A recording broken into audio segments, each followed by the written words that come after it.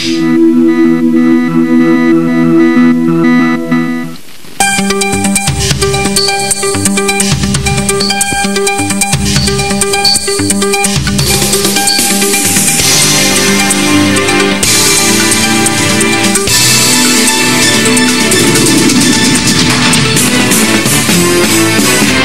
TVT au cœur de l'information.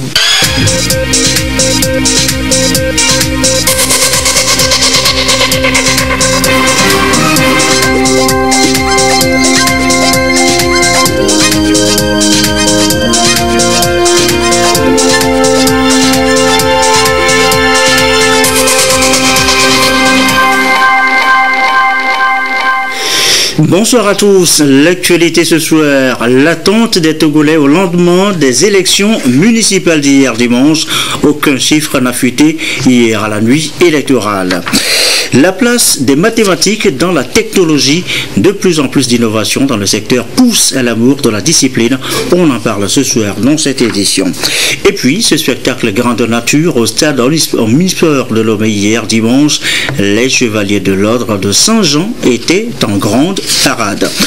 Voilà, madame, monsieur le sommaire, bienvenue, voici le journal. Et nous ouvrons cette édition par ce communiqué du ministre de la Sécurité et de la Protection civile. Le jeudi 27 juin 2019, un grave incident consécutif à un litige foncier s'est produit à Ganlo dans la préfecture de Loti Sud. Il a occasionné des morts, des blessés et des dégâts matériels importants.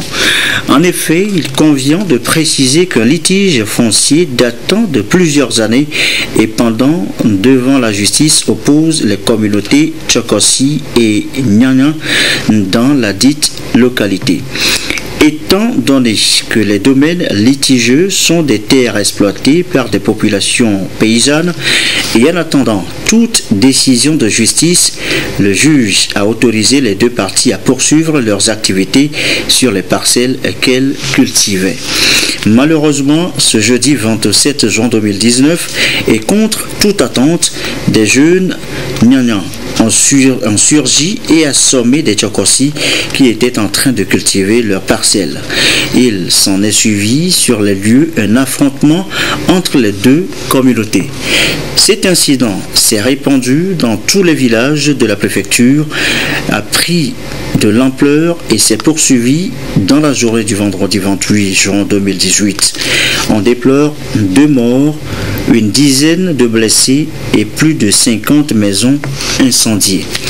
Aussitôt informés des faits, les éléments des forces de défense et de sécurité sont intervenus pour ramener le calme dans la préfecture. Une trentaine de jeunes instigateurs interpellés seront présentés au juge pour répondre de leurs actes. Toutefois, les enquêtes se poursuivent pour faire la lumière sur ce grave incident malheureux et les actes inciviques inhérents. Le ministre de la Sécurité et de la Protection civile présente, au nom du gouvernement, ses sincères condoléances aux familles éplorées et souhaite un prompt rétablissement aux blessés. Il invite en outre toutes les parties au calme et à la retenue, surtout en cette période électorale, tout en les rassurant que les mesures seront prises pour que justice soit faite. Communiqué donc du général de brigade Damran Yak. Pas de tendance ni de résultats annoncés, juste une indication donnée par le président de la CENI sur le taux de participation. La nuit électorale est plutôt largement revenu sur le processus électoral des municipales au cours d'une émission en direct à la télévision togolaise. Les temps forts de cette émission avec Ekwesala. La Commission électorale nationale indépendante au soir des élections municipales. Face au public présent à cette tradition, le président de l'institution n'a échappé à aucune des questions de gestion d'OVO. Le processus électoral, les dispositions techniques, le scrutin proprement dit, chaque aspect de ces élections locales a été pris en compte au cours de ces débats. Chambakou Ayassor juge ces consultations électorales satisfaisantes malgré quelques difficultés. Les élections des conseillers municipaux est un nouvel exercice sur lequel nous reprenons la main et c'est tout à fait normal qu'il y ait quelques petites difficultés qui sont présentées. Mais globalement, sur l'ensemble du territoire, le processus s'est très bien passé. Nous avons fait le tour des régions, sans trop de triomphalisme. Nous pouvons quand même dire qu'on se frotte les mains d'avoir pu faire ce parcours en si peu de temps. Et ces difficultés en question ont d'ailleurs amené la CENI à reporter les votes dans 3 différentes communes. Il s'agit des communes AV2, Bassar 4 et Oti Sud. Dans le processus de la production des bulletins, nous avons eu quelques difficultés sur ce qu'il ne fallait pas laisser aller une situation dans laquelle les électeurs seraient peu pénalisés sur cette ligne particulière. Donc, Oti Sud, nous avons eu le rapport d'un certain nombre de difficultés d'ordre social, là qui n'étaient pas nécessairement liées au processus électoral. Et il a été préférable de ne pas ouvrir les bureaux de vote. Et là aussi, la reprise sera faite sur la base des propositions que la CENI va formuler à l'attention du gouvernement pour de nouvelles dates pour reprendre les élections dans ces 3 localités. La mission de la Force Sécurité Élection 2019 a été également d'un grand appui dans le processus électoral. Ici, le responsable de la FOSE 2019 est revenu sur les différentes interventions menées. On a dénombré quelques incidents. Il y a eu des interpellations dans le souci d'éviter que les choses ne dégénèrent. Nous sommes témoins des événements qu'il faut relayer objectivement. Du côté des candidats indépendants, du côté des listes de UNIR, du côté des listes de ANC, comme des autres partis. Si on fouille à tous les côtés, il y a eu des gens qui voulaient avoir davantage de voix et voulaient utiliser des moyens très peu orthodoxes pour avoir plus de voix. En mi-journée, nous avons interpellé près d'une vingtaine, mais le soir, comme c'est un mélange de tous, nous avons voulu que tous repartent chez eux pour susciter, pour encourager davantage un climat d'apaisement. Dans l'ensemble, ça s'est très bien passé. Vous savez, nous avons déployé les équipes à l'intérieur du pays, dans toutes les régions. À Dapan, pour la région des Savanes, il y avait le vice-président, M. Olympio. La région de l'Akara a été couverte ou supervisée par Mme Adrou. La région centrale par M. Sabi. Les plateaux ont été subdivisés en 2. Plateau Est par M. Kanak Lal et les plateaux Ouest par M. Zeus. Étant entendu que la région maritime, Lomé, commune, la préfecture du Golfe et la préfecture d'Agonivé sont supervisées, couvertes par 4 autres membres, dont le président, les 2 rapporteurs et le ministre Agbeka. Nous avons aussi le service monitoring qui est basé au niveau de la HAC, du siège, qui couvre toute la région maritime. Donc, à l'issue du vote, les équipes ont fait le rapport, un rapport à mi-parcours pour dire que dans l'ensemble, ça s'est très bien passé, sans incident. Les différents médias ont fait le travail qui était le leur, étant entendu que avant même le scrutin, nous avons organisé un certain nombre de séminaires dans toutes les régions, aussi bien pour les partis politiques que les médias, pour la couverture de la campagne, la couverture du scrutin et même pour la proclamation des résultats. La CENI estime le taux de participation à ces élections municipales entre 60 et 65%. Pour l'heure, la Commission électorale nationale indépendante va d'abord procéder à l'acheminement des bulletins de vote sur l'ensemble du territoire, suivi de la compilation des données. Et les résultats sont attendus dans les prochains jours. Et en attendant justement les premiers résultats provisoires de ces élections municipales, eh bien retour ce soir encore sur le mode de scrutin de ces municipales. Comment se fera surtout la répartition des sièges? Les explications dans ce dossier signé Jazim Nabaka. Le code électoral est clair et formel. Les conseillers municipaux sont élus au suffrage universel direct, au scrutin de liste bloquée, à la représentation proportionnelle. Selon les dispositions de l'article 273, l'attribution des sièges est faite selon le système du quotient électoral communal et au plus fort reste. Il y a un certain nombre de données qu'il faut avoir en tête. C'est ce qu'on appelle les suffrages exprimés. Les suffrages exprimés égale le nombre de votants moins le nombre de bulletins nuls. Donc on prend ces suffrages exprimés. On le divise par le nombre de sièges à pourvoir dans la commune.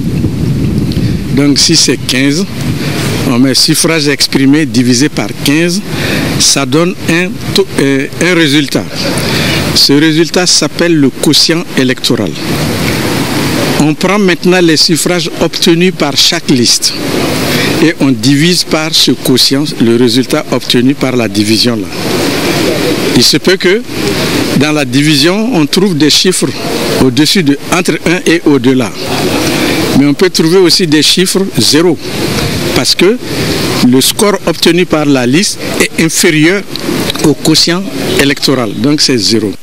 Mais celui qui a la division donne un résultat, je dirais, positif. Même s'il y a une virgule, on ne tient pas compte des virgules, c'est le chiffre entier qu'on prend en compte. Donc si la division donne pour une liste 2,30, c'est 2 sièges que la liste a gagné.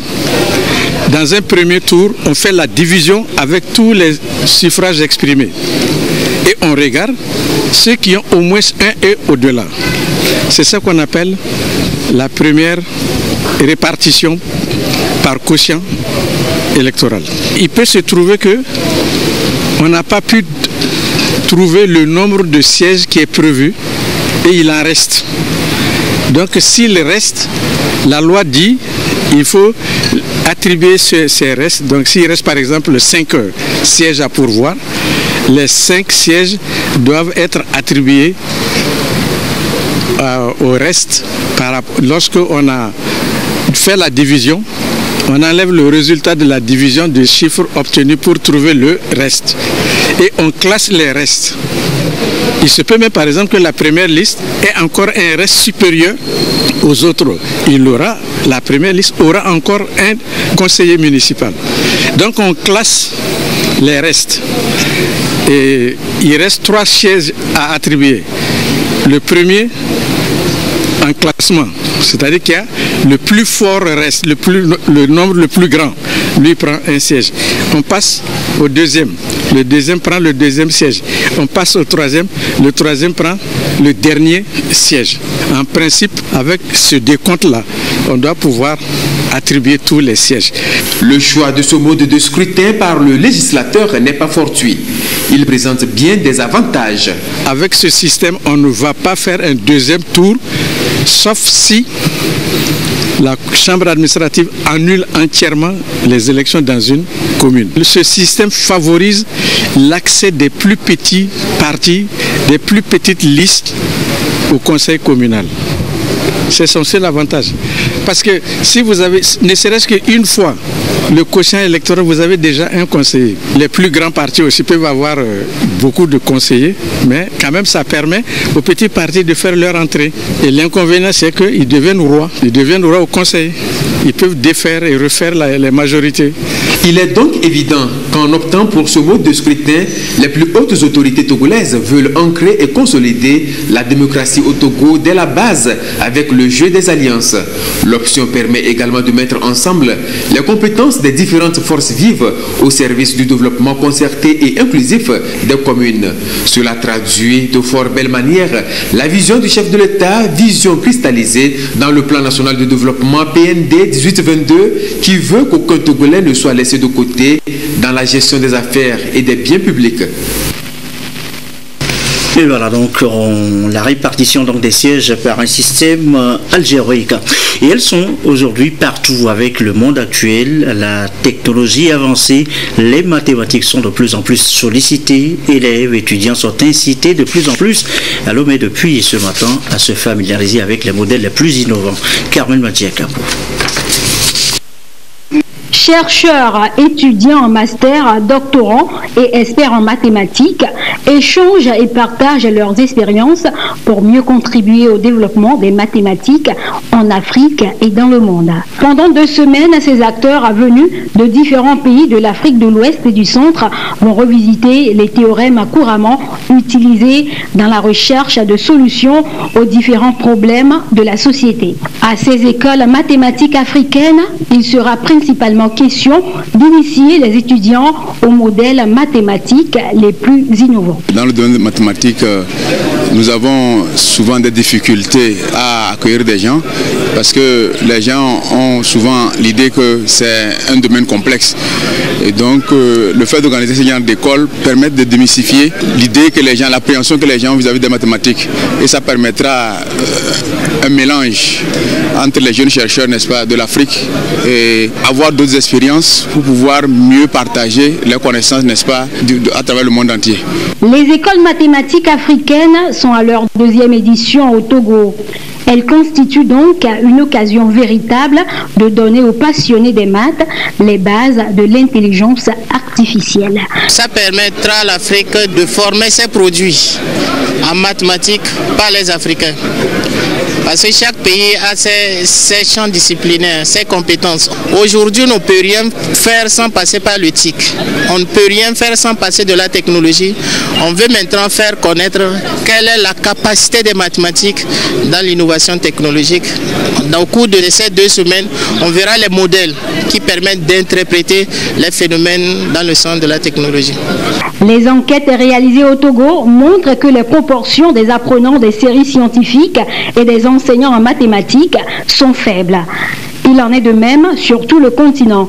L'organisation des écoles mathématiques africaines peut significativement contribuer à inverser la tendance pour permettre à l'Afrique de mieux contribuer à l'évolution technologique. Arrête justement un moment sur l'intérêt aujourd'hui pour les mathématiques, le rapport à la technologie. Nous posons la question, élément de réponse, Carmen Madjiakapou. 1X. Les mathématiques et leur rôle dans le développement économique et technologique. La plupart des problèmes en économie, biologie, santé, communication et énergie, entre autres, sont décrits par des équations mathématiques. Et pour étudier ces problèmes de manière rigoureuse et trouver les solutions les plus appropriées, les mathématiques se révèlent incontournables. Les mathématiques interviennent dans tous les domaines de la vie. Quand on parle de l'innovation technologique, c'est les mathématiques qui sont à la base. Les transformations, les images, tout ce que vous voyez qui interviennent.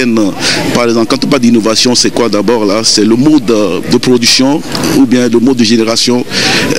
C'est dans les générations de production qui existent et qui impactent la vie de tous les jours. Dans les sociétés, dans nos villes, là, il y a le design urbain a été complètement repensé grâce à ces technologies-là. Et ces technologies proviennent de ces modélisations-là. On modélise tout. En économie, il y a des modélisations mathématiques. Et il y a un domaine qu'on appelle aussi l'épidémiologie mathématique qui a beaucoup d'impact au niveau de la médecine. Par exemple, ici, la propagation de l'hypaludisme, il y a des modèles mathématiques qui traduisent ça. Et puis on peut savoir à quel type, quand est-ce qu'on peut intervenir pour réduire l'accès dans le phénomène-là. Il y a des modèles mathématiques qui interviennent par exemple dans toutes les maladies. Dans les recherches contre le virus du sida, il y a des modèles mathématiques qui utilisent ce qu'on appelle en algèbre de Lie, qu'on appelle les algèbres de Lie, qui traduisent le comportement du virus dans le sang. Tout ça, c'est des modèles mathématiques qui justifient cela. Il est clair que les mathématiques sont un outil indispensable pour l'innovation et la nouvelle technologie. Moi, je travaille dans un domaine qu'on appelle l'analyse de Fourier. Vous savez que l'analyse de Fourier, c'est la base de l'informatique. Les images que vous voyez maintenant à la télé ne sont pas les images qu'on voyait avant. Le son qu'on écoute actuellement ne sont pas exactement les sons qu'on écoutait avant. Tout ça, ça a été dû à un certain mathématicien qui s'appelle Fourier, Joseph Fourier, qui a travaillé dessus pendant un certain temps, déjà 100 ans, je crois, et sur lesquelles les applications qu'on a là, les applications de cette transformation de Fourier permet d'améliorer le son, permet d'améliorer l'image, permet même à la base du scanner là. La modélisation mathématique, c'est une façon de modéliser, de trouver des modèles modèle scientifique, le modèle mathématique, de traduire en expression mathématique tout phénomène dans la vie de tous les jours qu'on connaît et pouvoir prédire. Alors, pour relever les différents défis de la nouvelle technologie et de la société tout entière, les mathématiques s'imposent comme une réponse rapide.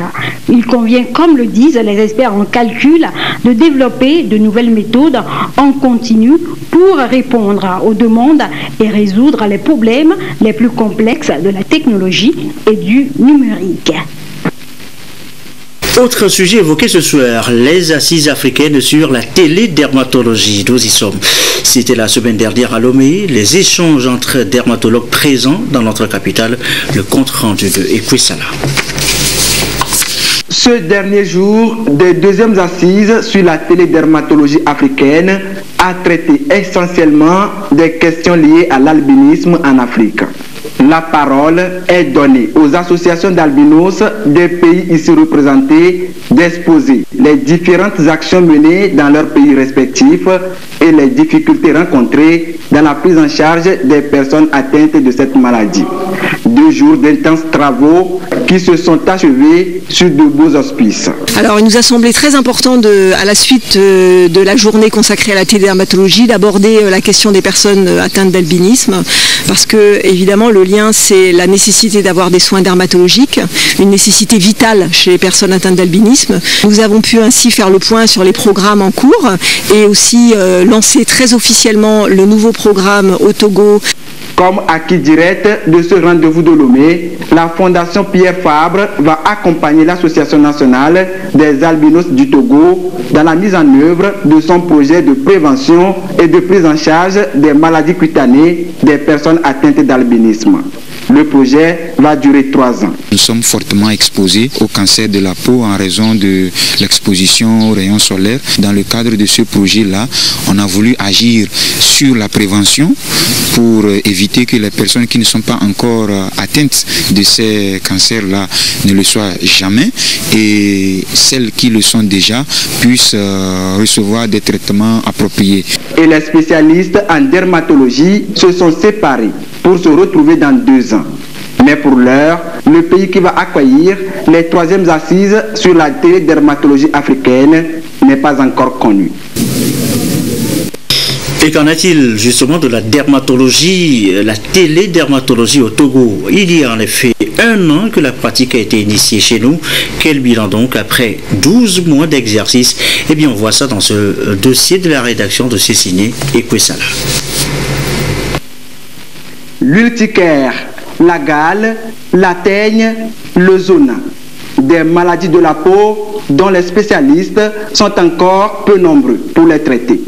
Au Togo, seulement 16 dermatologues s'occupent des patients sur toute l'étendue du pays. Conséquence, lenteur dans la prise en charge. Depuis 1 an, le pays a opté pour la télédermatologie en vue de répondre au mieux aux besoins des personnes souffrant des maladies de la peau.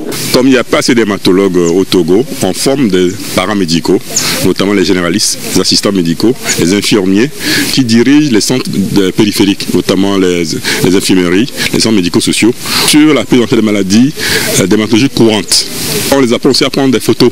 Et dans leur pratique quotidienne, dès qu'ils ont des difficultés devant le malade, ils prennent les photos et ils mettent ces photos sur la plateforme. C'est une plateforme francophone qui est protégée, qui est confidentielle, et donc seuls ceux qui ont les professionnels ont accès à ça, donc ça assure la confidentialité.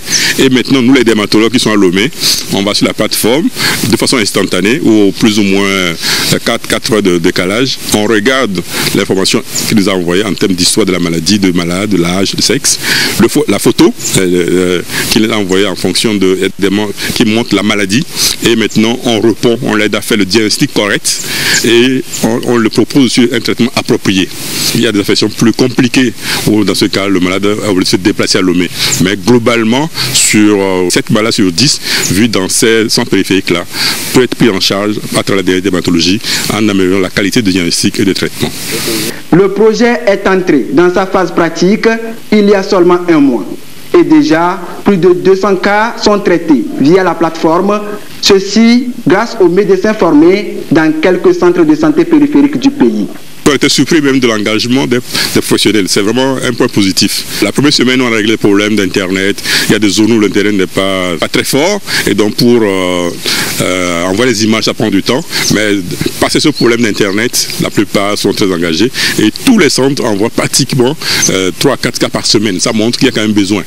Et tous les sites, les 20 sites, ont déjà envoyé plusieurs cas. Donc, ça montre qu'il y a des besoins sur le terrain et que les gens sont engagés.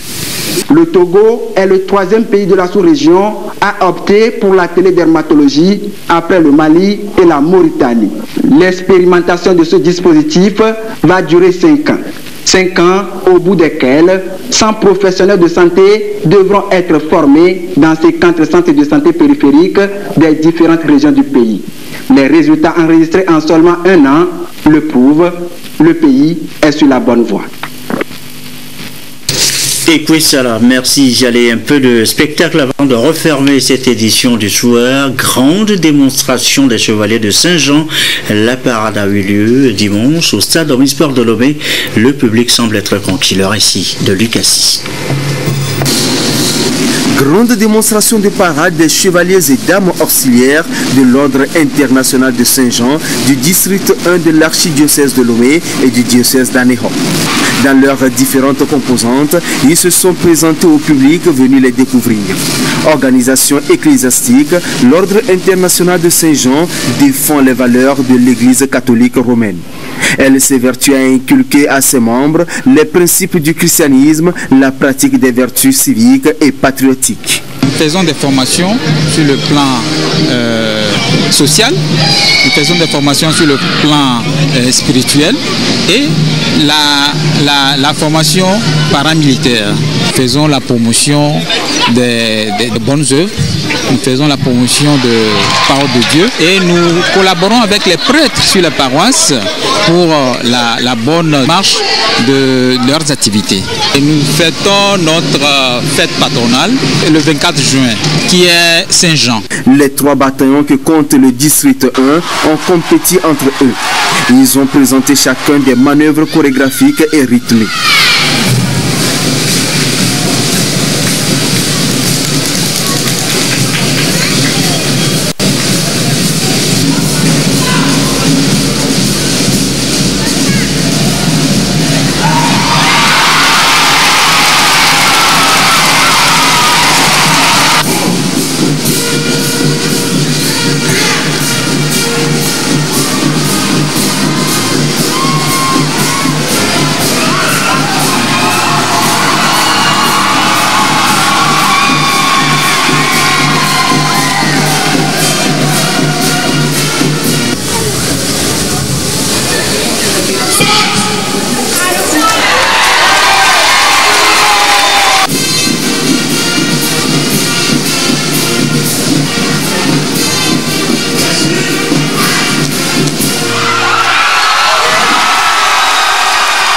À l'issue des prestations, ce sont les bataillons 1 des chevaliers et 2 des dames auxiliaires qui se sont adjugés les premières places. Nous avons la session paramilitaire. Nous avons voulu organiser la démonstration militaire pour montrer à la population cette session militaire de Saint-Jean. L'organisation de cette démonstration de parade intervient à l'occasion de la célébration de la fête patronale de l'Ordre des Chevaliers de Saint-Jean international et dames auxiliaires. Ces chevaliers et dames auxiliaires font partie intégrante de l'Église catholique. Ils prennent part aux activités socio-économiques et culturelles du Togo. Et voilà, grande parade, c'est tout simplement majestueux. Ceci referme ce journal. Merci à vous qui nous suivez ce soir à Guérin-Kouka et partout dans la préfecture. Et comme d'habitude et toujours fidèlement, très belle soirée.